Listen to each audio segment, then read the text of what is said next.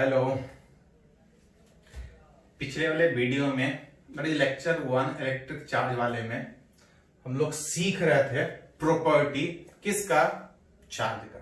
एक property last वाले video में डिस्कस किए थे कि charge is a quantize physical quantity. Quantize का मतलब था कि किसी भी बॉडी पे जो चार्ज आएगा इलेक्ट्रॉन के निकलने या जोड़ने के कारण, इंटीग्रल मल्टीपल ऑफ इलेक्ट्रॉन। तो लास्ट क्लास हम लोग डिस्कस किए थे, लास्ट पीरियड में, लास्ट लेक्चर में। उसी से आगे अगर प्रॉपर्टी उस चार्ज का अगर बात करें तो चार्ज का एक और प्रॉपर्टी कि चार्ज इज एक तरह का स्केलर फिजिकल क्वांटिटी है। स्केलर का मतलब इसका कोई डायरेक्शन नहीं है। हाँ, किसी बॉडी पे जो चार्ज है पॉजिटिव नेगेटिव हो सकता है, लेकिन इसका कोई डायरेक्शन नहीं होगा। It is a scalar physical quantity. अगर इसका एक और प्रॉपर्टी अगर बात करें तो इट इज इसको हम बोलते हैं एक तरह का डेराइव फिजिकल क्वांटिटी। याद कीजिए, थोड़ा बहुत सीखे हैं आप कि पूरे फिजिक्स में 7 फंडामेंटल का मतलब था कि पूरे फिजिक्स में 7 को ही सीधा डिफाइन करते हैं, और बाकी जितना भी फिजिक्स का क्वांटिटी है उसी 7 में से किसी को मल्टीप्लाई करके, किसी को डिवाइड करके। उस 7 का याद कीजिए, मास, लेंथ, टाइम, टेम्परेचर, जिसको केल्विन के से लिखते हैं, उसमें करंट विच एम्पियर विच ए से था।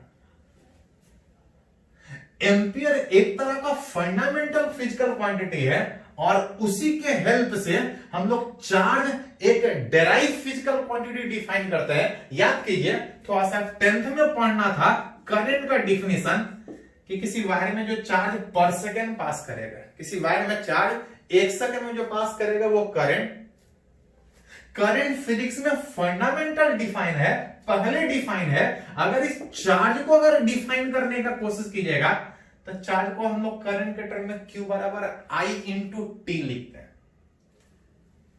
करंट पहले से डिफाइन है, चार्ज एक तरह का डेराइव फिजिकल क्वांटिटी है। अगर इसका डायमेंशन का बात कीजिएगा तो चार्ज का डायमेंशन लिख सकते हैं Q बराबर I, that is current. Current को एम्पियर वाले सिंबल ए से लिखते हैं, और T is time which is charge का। अगर डायमेंशन का बात कीजिएगा तो चार्ज का डायमेंशन ए इंटू टी होता है। तो ध्यान दीजिएगा, पहले किसी भी एग्जाम में जनरली ये डायमेंशन वाला उतना इंपॉर्टेंट नहीं होता है था, लेकिन पिछले 4-5 साल से हर साल एक क्वेश्चन डायमेंशन से रहता है। तो बीच बीच में जहां जहां आएगा वहां यूज करते जाएंगे।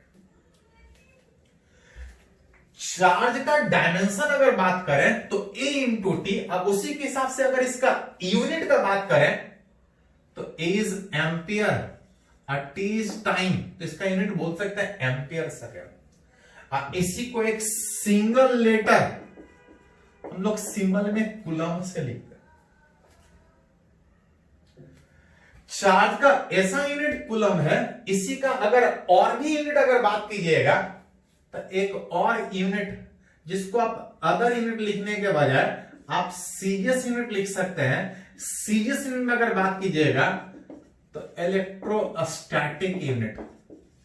चार्ज को एसआई में लिखेगा तो कूलम, चार्ज का अगर सीजीएस यूनिट में बात कीजिएगा इलेक्ट्रोस्टैटिक यूनिट, जिसका सिंबल ESU होता है। जहां पे आप एक पॉइंट लिख सकते हैं कि अगर कहीं चार्ज 1 कूलम है, अगर इसको सीजीएस में कन्वर्ट करें तो ये 3 इंटू 10⁹ इलेक्ट्रोस्टैटिक यूनिट आपका होता है। चार्ज का एक और यूनिट होता है, अदर यूनिट लिख सकते हैं। इसका एक और यूनिट थोड़ा सा केमिस्ट्री में आप लोग शायद यूज करते हैं, नहीं किए होंगे तो और आगे यूज कीजिएगा। फैराडे भी चार्ज का यूनिट है, जहां पे इसको कैपिटल F से सिंबल में लिखते हैं, जहां पे 1 फैराडे बराबर 96,500 कूलम। तो ये लोग चार्ज का कुछ प्रॉपर्टी की चार्ज एक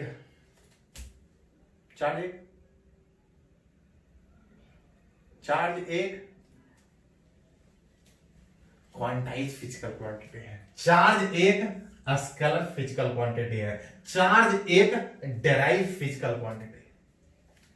इसी में अगर एक और प्रॉपर्टी अगर बात कीजिएगा तो charge is always associated with mass.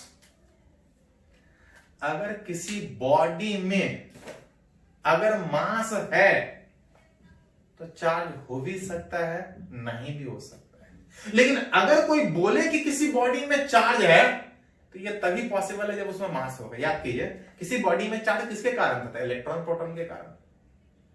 मास भी तो इलेक्ट्रॉन प्रोटॉन के कारण ही था।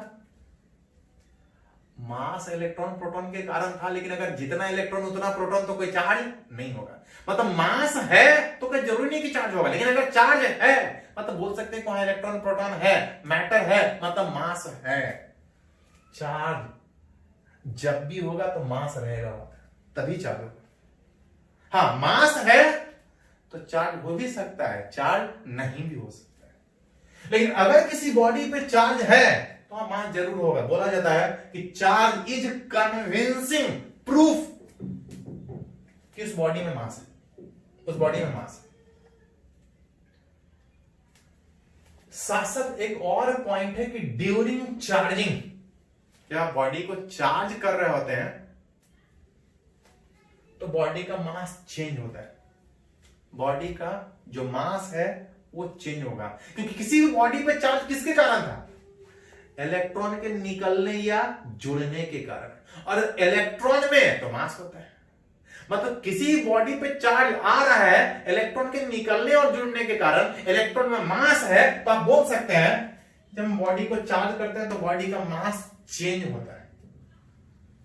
अगर किसी बॉडी पे पॉजिटिव चार्ज कब होता था? तब पॉजिटिव चार्ज तब होता था जब इलेक्ट्रॉन उससे बाहर निकलेगा। इलेक्ट्रॉन निकल रहा है तो पॉजिटिव चार्ज उस बॉडी पे है, मतलब बोल सकते हैं कि मास डिक्रीज, क्योंकि इलेक्ट्रॉन निकल रहा है, इलेक्ट्रॉन मास होता है। इलेक्ट्रॉन जुटेगा तो उसके ऊपर एक नेगेटिव चार्ज। इलेक्ट्रॉन जुड़ने का मतलब उसका मास क्या होगा? बढ़ जाए। उसी में थोड़ा सा नोट आप लिख सकते हैं, कभी कभी पूछता है कि charge is an invariant physical quantity.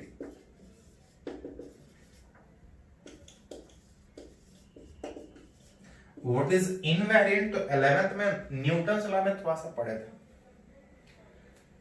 कि कुछ फिजिकल क्वांटिटी का वैल्यू अलग अलग फ्रेम से दिखेगा तो अलग अलग होगा। जैसे याद कीजिए,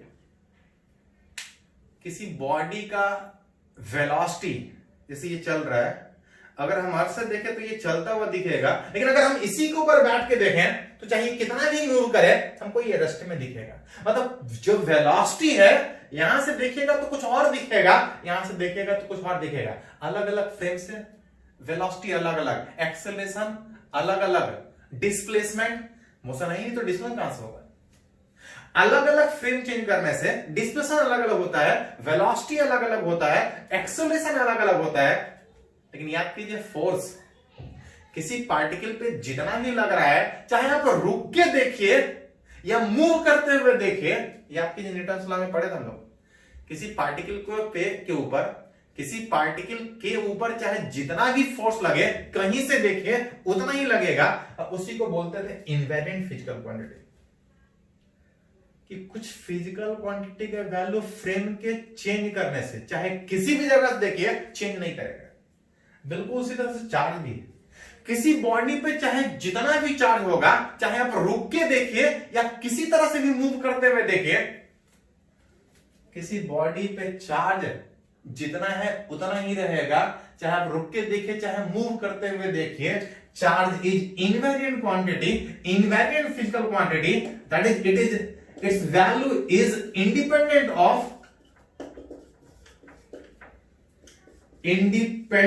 of frame of reference। आप किसी भी फ्रेम से देखिए, किसी पार्टिकल पे जितना चार्ज है वो कभी चेंज नहीं करेगा, जितना है उतना रहेगा। चाहे आप रोको रेस्ट में देखिए या मूव करते हुए किसी मूविंग फ्रेम से देखिए। Charge is invariant physical quantity. तो इसको थोड़ा सा पहले नोट कर लीजिए, तो फिर इरेज करके आगे बढ़ते हैं।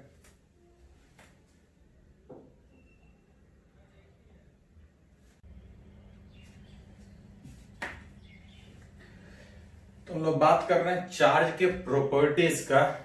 अभी थोड़ा देर पहले सीखे कि ड्यूरिंग चार्जिंग किसी बॉडी का मास चेंज होता है, क्योंकि चार्ज कैसे था, तो किसी बॉडी पे चार्ज तब आ रहा था जब इलेक्ट्रॉन निकल गया, जुड़ रहा था। इलेक्ट्रॉन में मास है, निकलेगा, ये जुटेगा तो मास चेंज करेगा। तो थोड़ा सा कुछ न्यूमेरिकल उसके ऊपर, चार्जिंग के ड्यूरेशन में मास कितना चेंज होगा, ये किस तरह चेंज होगा, उसके बारे में एक दो न्यूमेरिकल थोड़ा देख बोल रहा है कि व्हाइल सफलिंग अ कारपेट, किसी कालीन को झाड़ने में, साफ करने में, while सफलिंग a carpet a person gain -2 microcoulomb. बोल रहा है किसी कालीन को साफ करने में, क्लीन करने में, बॉडी के ऊपर अगर -2 माइक्रोकूलम चार्ज आ रहा है, तो पूछ रहा है इस प्रोसेस में मास उसका कितना चेंज हुआ होगा, मास कितना चेंज हुआ होगा। बोल रहा है किसी बॉडी पे -2 कूलम, निगेटिव चार्ज का मतलब इलेक्ट्रॉन का गेन निकलना, तो निगेटिव चार्ज तब आता जब इलेक्ट्रॉन बॉडी गेन करता था। निगेटिव चार्ज का मतलब गेन ऑफ इलेक्ट्रॉन, और गेन ऑफ इलेक्ट्रॉन का मतलब मास बढ़ेगा, इलेक्ट्रॉन बढ़। तब पूछ रहा है कितना मास बढ़ेगा। एक इलेक्ट्रॉन का मास पता है, वैसा वैसा कितना इलेक्ट्रॉन निकल या जुट रहा अगर निकाल ले तो टोटल मास बता सकते हैं।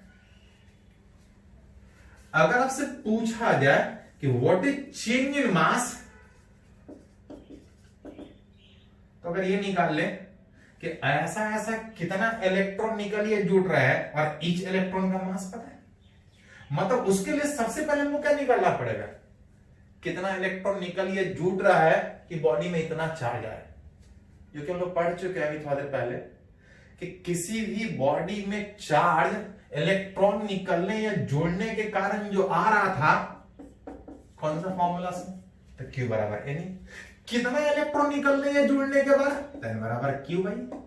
Q का वैल्यू तो बोल रहा है माइनस, वो तो जस्ट बता रहा है कि gain magnitude 2 micro 10⁻⁻6, electronic charge 1.6 10 का पावर -9।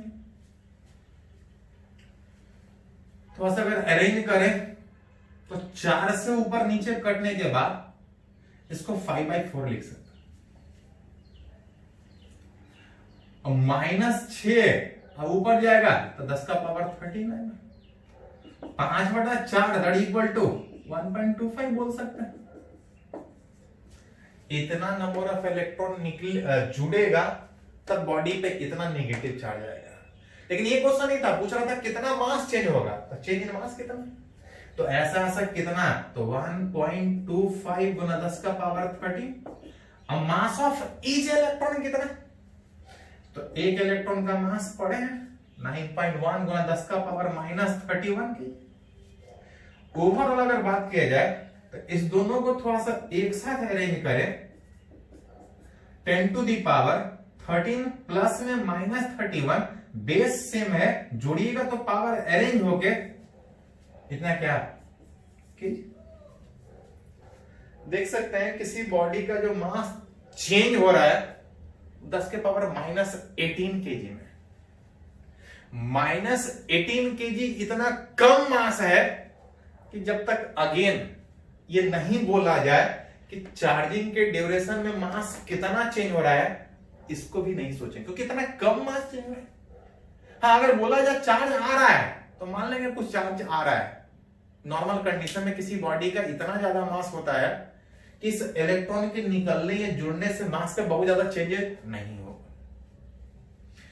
इसी पे बेस्ट एक और एग्जांपल में थोड़ा सा बात करना चाह रहे हैं। पूछ रहा है फाइन चार्ज किसके ऊपर, 1 kg इलेक्ट्रॉन के ऊपर।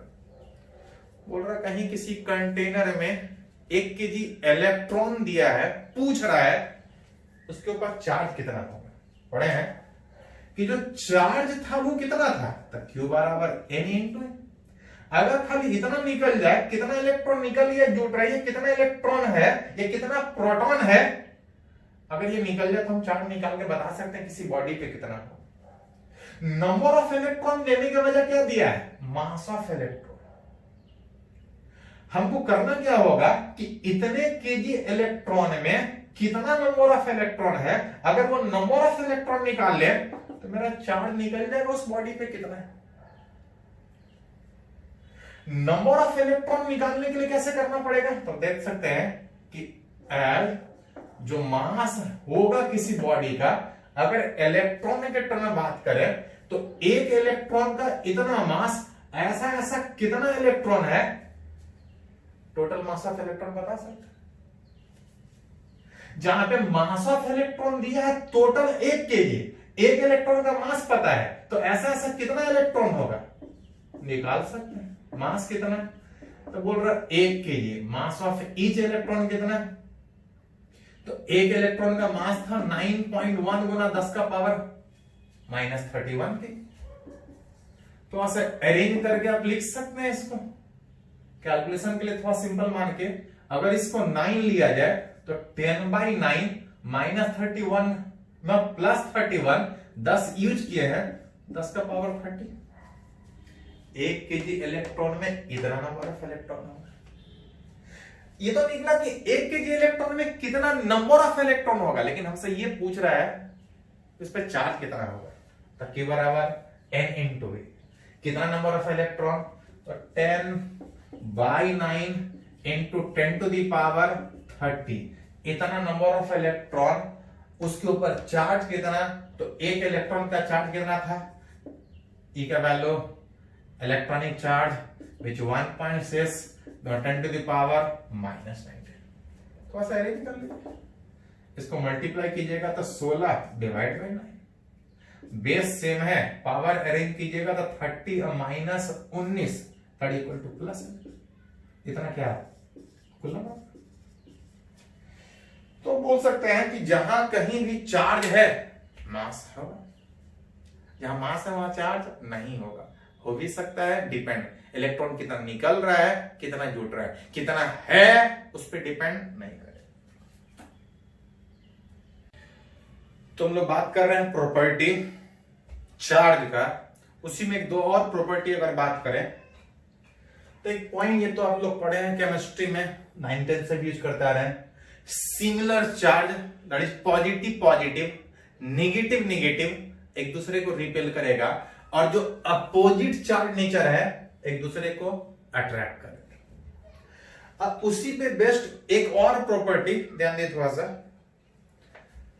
एक पॉइंट आप और ध्यान दे सकते हैं कि जब तक नहीं कुछ बोला जाए इस इलेक्ट्रोस्टैट वाले चैप्टर में, अगर कोई बॉडी दिया है तो मान के चलेंगे इंसुलेटर दिया है, अलग से बोला जाए क्वेश्चन में कि बॉडी कंडक्टर है तो कंडक्टर का सोचें।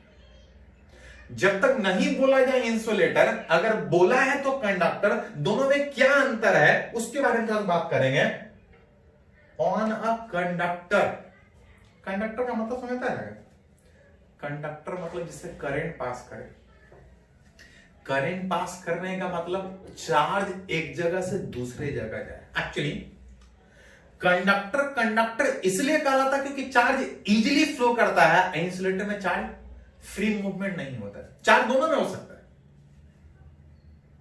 अंतर है कि इंसुलेटर में चार्ज फ्री नहीं है और कंडक्टर में चार्ज फ्री है। इन इलेक्ट्रोस्टैटिक कंडीशन अगर बात कीजिएगा, इलेक्ट्रोस्टैट के कंडीशन में बात कीजिएगा, जब तक नहीं बोला जाए तो हम लोग इंसुलेटर सोचेंगे, अलग बोला जाए तो कंडक्टर। और अगर किसी कंडक्टर चाहे जिस भी शेप का हो, चाहे पॉजिटिव चार्ज दीजिए चाहे निगेटिव चार्ज दीजिए, अगर नेगेटिव चार्ज दिए हैं तो एक दूसरे से रिपल्सन के कारण एक दूसरे से दूर जाना चाहेगा।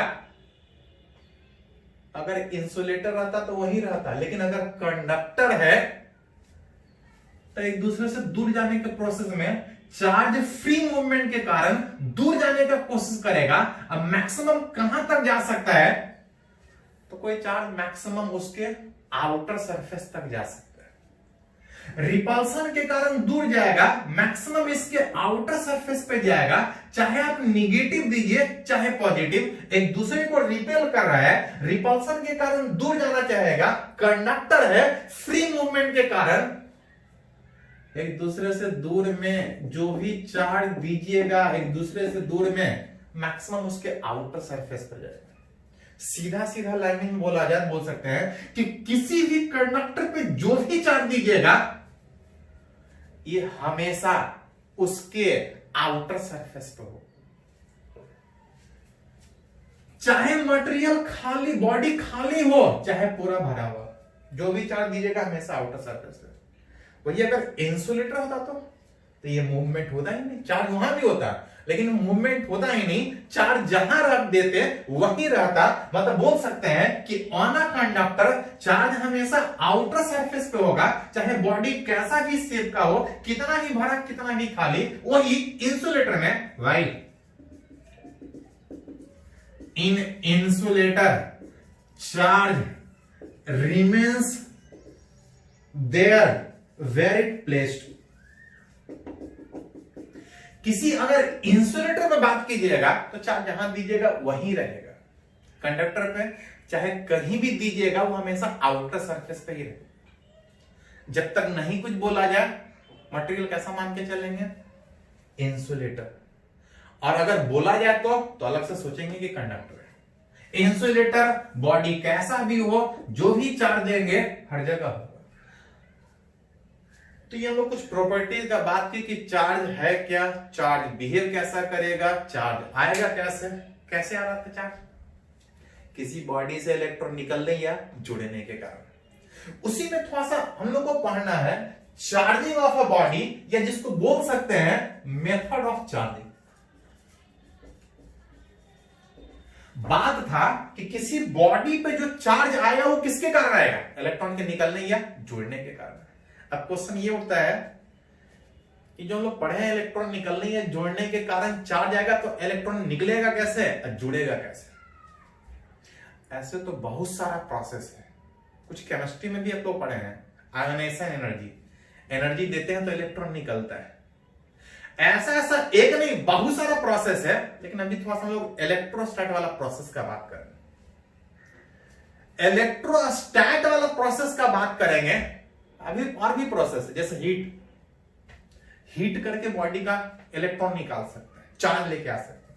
बहुत सारा प्रोसेस है, लाइट से इलेक्ट्रॉन निकलता है, वो अलग अलग चैप्टर में पढ़ना है।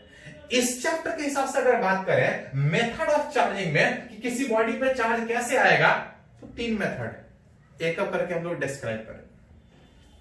यहां पे सबसे पहला मेथड अगर बात करें तो है चार्जिंग बाय रबिंग, कि किसी बॉडी को चार्ज करना है तो सिंपली रब करके आप उसके ऊपर चार्ज लेके आ सकते हैं।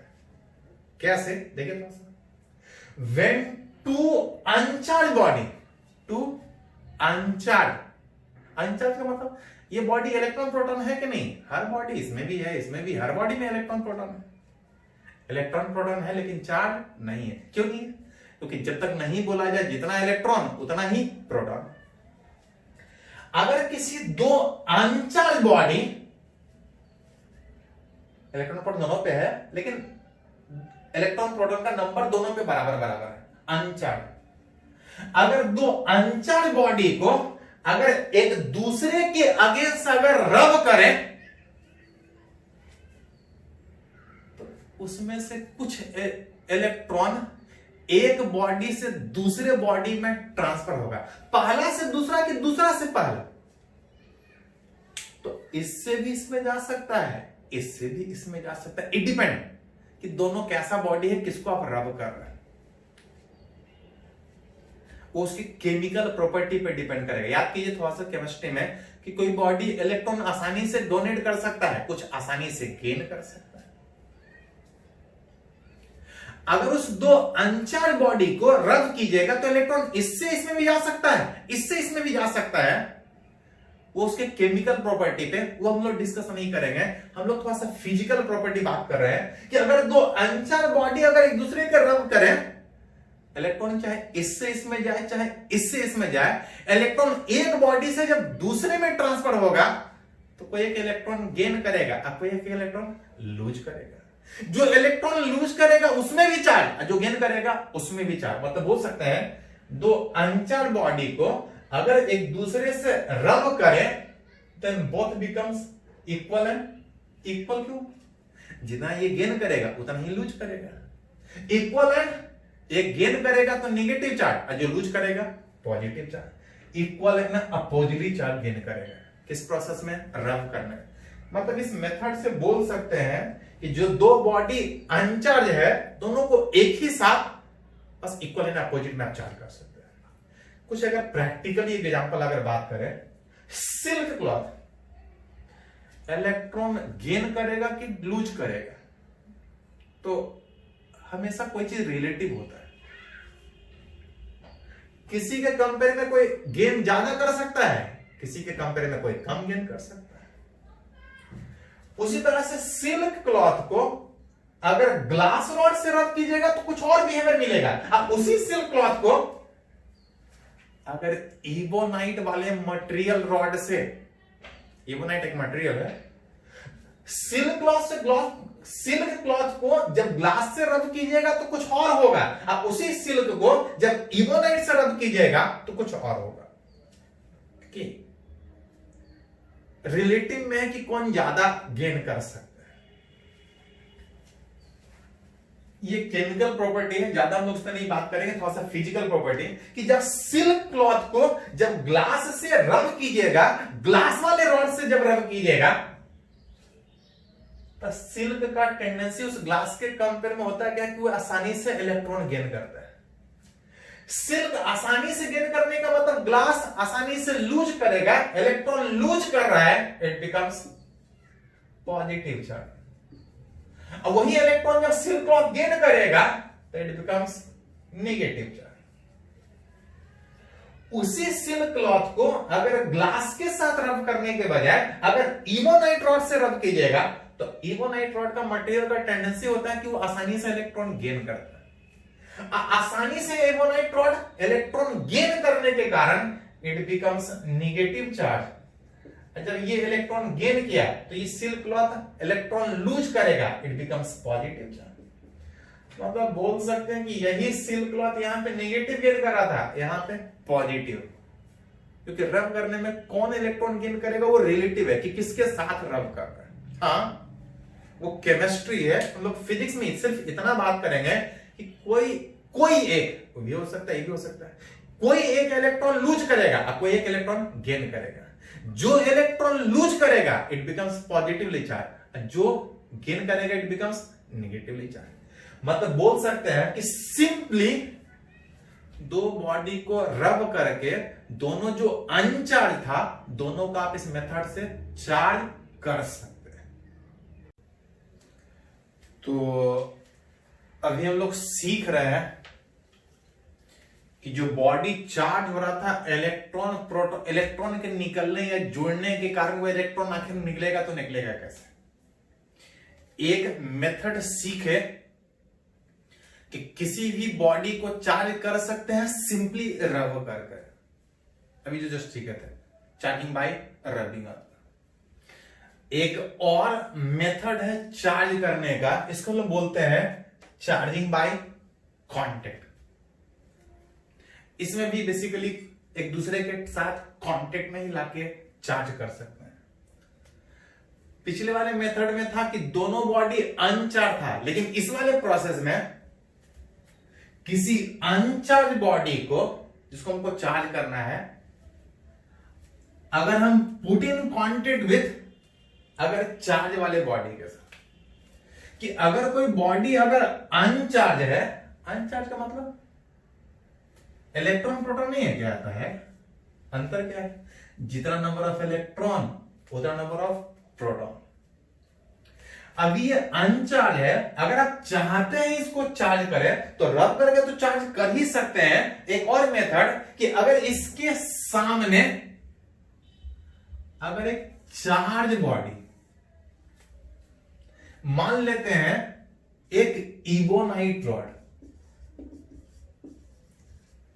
इबोनाइट पे पॉजिटिव चार्ज की नेगेटिव चार्ज तो हो दोनों सकता है, लेकिन याद कीजिए सीखे थे कि अगर सिल्क क्लॉथ से रब करें तो इवोनाइट रॉड वाला क्या होता था, नेगेटिवली चार्ज। अगर ये ग्लास रॉड होता तो इट बिकम्स पॉजिटिवली चार्ज। ऐसे इवोनाइट रॉड पे नेगेटिव भी हो सकता है, पॉजिटिव भी हो सकता है, वो डिपेंड किसके साथ रब कर रहे हैं।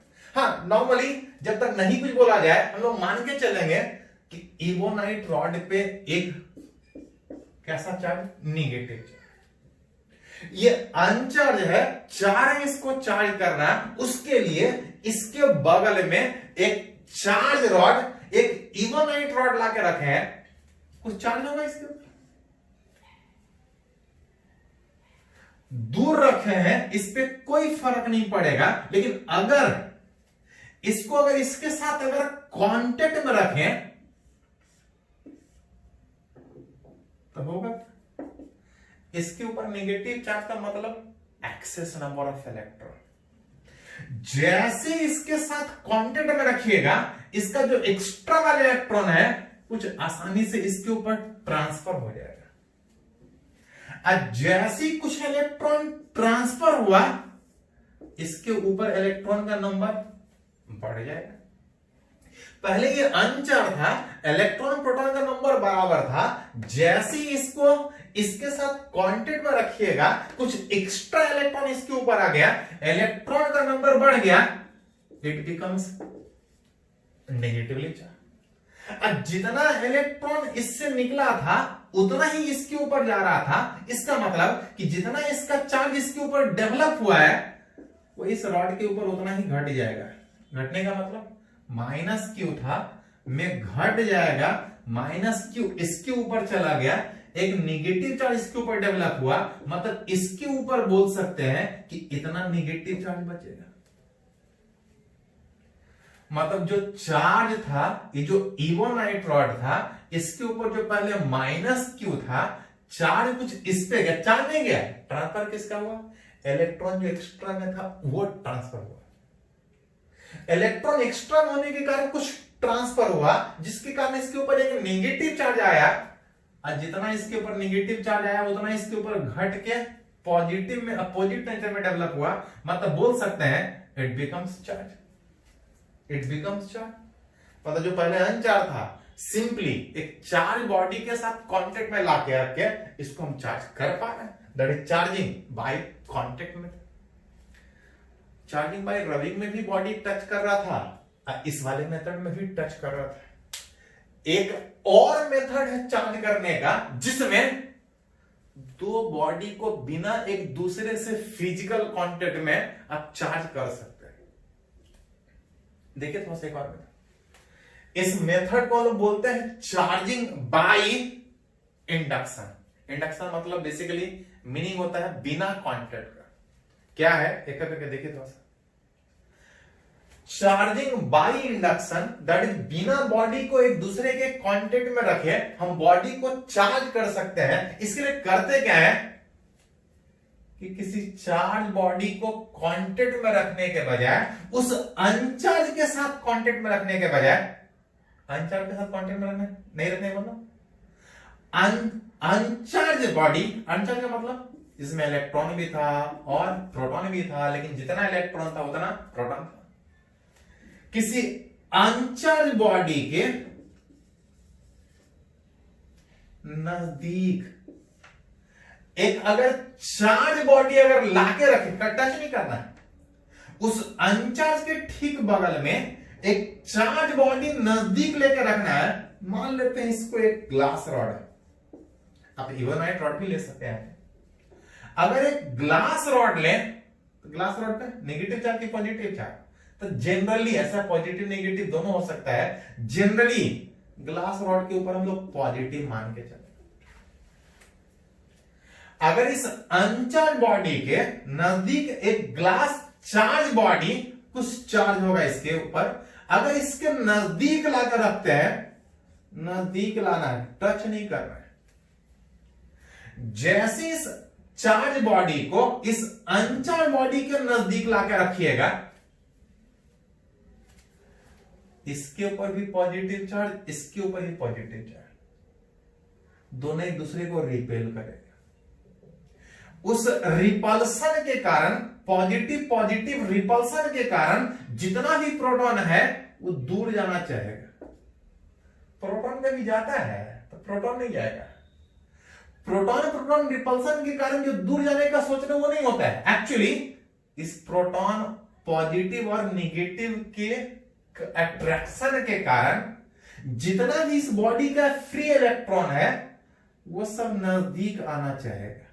और इलेक्ट्रॉन नजदीक आने का मतलब इधर एक्सेस ऑफ इलेक्ट्रॉन, मतलब एक नेगेटिव चार्ज डेवलप होगा, और जितना नेगेटिव इलेक्ट्रॉन इधर आया है उधर शॉर्टेज ऑफ इलेक्ट्रॉन इधर उस साइड अपने आप एक पॉजिटिव चार्ज डेवलप होगा। मतलब इसमें टच नहीं कर रहे हैं। जैसे इस अनचार्ज बॉडी के क्लोज में ग्लास रॉड एक चार्ज बॉडी लाकर रख रहे हैं, पॉजिटिव नेगेटिव अट्रैक्शन के कारण सारा इलेक्ट्रॉन नजदीक आ रहा था। इलेक्ट्रॉन नजदीक आने के कारण इधर शॉर्टेज ऑफ इलेक्ट्रॉन हो रहा था।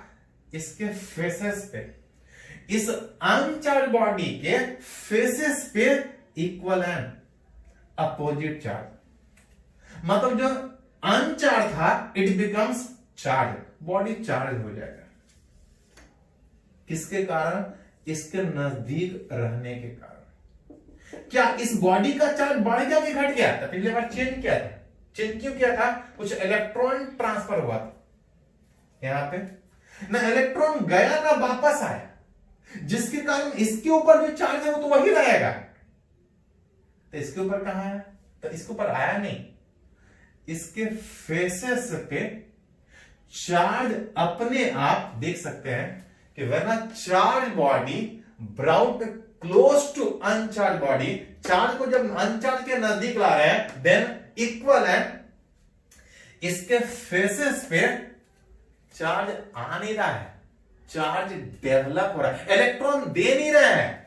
किसी बॉडी पे अपने आप चार्ज शिफ्ट कर रहा है, इलेक्ट्रॉन शिफ्ट कर रहा है। इस प्रोसेस को बोलते हैं इंडक्शन, इंड्यूस होना। इंडक्शन, इंड्यूस, अपने आप डेवलप हो रहा है, हम चार्ज दे नहीं रहे, चार्ज इस बॉडी पे अपने आप डेवलप हो रहा है। इस चार्ज जो अपने आप डेवलप हुआ इसको बोलते हैं इंड्यूस्ड चार्ज। जिसके कारण डेवलप हुआ इस चार्ज को बोलते हैं इंड्यूसिंग चार्ज। इंड्यूसिंग, इसके कारण डेवलप हुआ, इंड्यूस्ड, इतना डेवलप हुआ, and that process is called as charging by induction.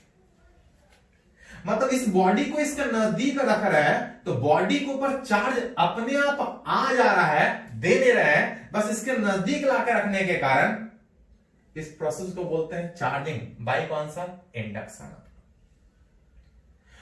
जैसे इसको हटाइएगा तो ये नेगेटिव और पॉजिटिव एक दूसरे के साथ मिलकर न्यूट्रल हो जाएगा, फिर चार्ज नहीं बचेगा। मतलब इस बॉडी पे तभी तक चार्ज है जब इसके नजदीक है। जैसे इसको हटाइएगा नेगेटिव पॉजिटिव एक दूसरे के साथ मिलकर न्यूट्रल हो जाएगा। मतलब बोल सकते हैं कि यहां पे जो बॉडी चार्ज हो रहा है तभी तक चार्ज होगा जब तक उसके नजदीक है। मतलब ये टेम्पररी चार्ज होने का बात। हाँ, इसमें थोड़ा सा अरेंजमेंट करके, थोड़ा सा चेंजेस करके, जो भी टेम्पररी चार्ज डेवलप होने का बात हो रहा है कि ये तभी तक चार्ज डेवलप हो रहा है जब तक ये है, इसको हटाइएगा नेगेटिव पॉजिटिव एक दूसरे से न्यूट्रल होगा, क्योंकि चार्ज ना हम दे रहे हैं ना निकाल रहे हैं, इलेक्ट्रॉन ना दे रहे हैं ना निकाल रहे हैं, इसके कारण डेवलप हो रहा है। हाँ, थोड़ा सा अरेंजमेंट करके आप चाहें तो इस प्रोसेस में भी परमानेंट चार्जिंग कर सकते हैं। तो इसमें देख रहे हैं कि बॉडी चार्ज तभी तक रह रहा है जब इसके बगल में, इसको हटाएंगे तो ये न्यूट्रल हो जाएगा। अब चाहते हैं कि हमेशा के लिए बॉडी चार्ज रहे तो उसके लिए एक कंडक्टर लेने के बजाय अगर दो कंडक्टर अगर एक साथ सोचिएगा, दो बॉडी अगर एक साथ सोचिएगा, दो अनचार्ज बॉडी एक साथ कांटेक्ट में रख के सोचिएगा, इसके बगल में दूसरा एक चार्ज बॉडी लेके आइए। पिछले बार चार्ज बॉडी एक बॉडी के बगल में लेके आ रहे थे, इस बार दो बॉडी को कांटेक्ट में रख के उसके नजदीक लेके आइए। पिछले बार ग्लास रॉड ले रहे थे, मान लेते हैं इस बार ये एक इबोनाइट रॉड है। इबोनाइट रॉड पे जनरली नेगेटिव चार्ज था, कुछ चार्ज होगा इसके ऊपर। ये दोनों अनचार्ज है, इस पे भी इलेक्ट्रॉन और प्रोटॉन का नंबर बराबर है। जैसे इसको इसके नजदीक लाकर रखिएगा, इसके रिपल्सन के कारण इस दोनों बॉडी में जितना भी इलेक्ट्रॉन है, इसके रिपल्सन के कारण सारा इलेक्ट्रॉन दूर से दूर उसके आउटर सरफेस पे इधर आना चाहेगा, और जैसे इलेक्ट्रॉन इधर गया, इधर एक नेगेटिव चार्ज डेवलप होगा, और इधर शॉर्टेज ऑफ इलेक्ट्रॉन होने के कारण एक पॉजिटिव चार्ज डेवलप होगा। मतलब इस दोनों कंडक्टर के अपोजिट फेस पे इक्वल एंड अपोजिट चार्ज दे नहीं रहा है, इसके कारण अपने आप डेवलप हो रहा है। और इसके कारण जो चार्ज अपने आप डेवलप होगा, इसको क्या बोलते हैं, तो पहले सीखे थे कि जो चार्ज डेवलप होगा that is called as induced charge. ये जो चार्ज डेवलप हुआ वो किसके कारण, इस इवोनाइट रॉड के कारण। इस इवोनाइट रॉड पे जो चार्ज है इसको क्या बोलते हैं, इसको बोलते हैं इंड्यूसिंग चार्ज।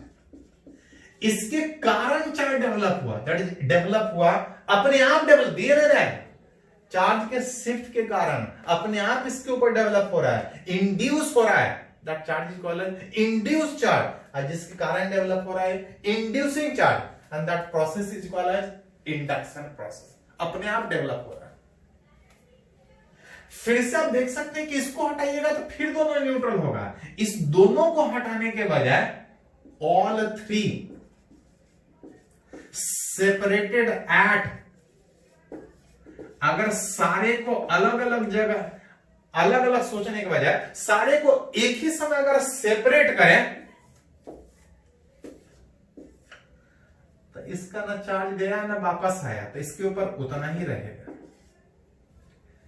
इसके अपोजिट फेस पे जो चार्ज डेवलप हो रहा था, अगर इसको हटाते तो दोनों न्यूट्रल हो जाता, लेकिन अगर उसी समय इसको भी हटा दिए तो जो इलेक्ट्रॉन इधर गया था वो वापस नहीं आ पाया।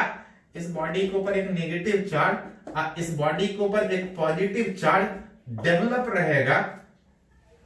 मतलब इस मेथड से जो पिछले बार टेम्परली तभी तक चार्ज हो रहा था जब तक ये था, अब इसको हटा नहीं दीजिएगा तो इलेक्ट्रॉन वापस इस पे नहीं आ सकता, इससे नहीं आ सकता है, इसके ऊपर परमानेंट हमेशा के लिए चार्ज रह जाएगा। मतलब देख सकते हैं कि बिना कांटेक्ट के ही हम इस दोनों बॉडी को चार्ज कर पा रहे हैं, बस खाली नजदीक जाके लेकर रखना है। एंड दैट प्रोसेस इसको हम बोलते हैं चार्जिंग बाय इंडक्शन। तो थोड़ा सा इसको नोट कर लीजिए, हम मिटाते हैं इसको।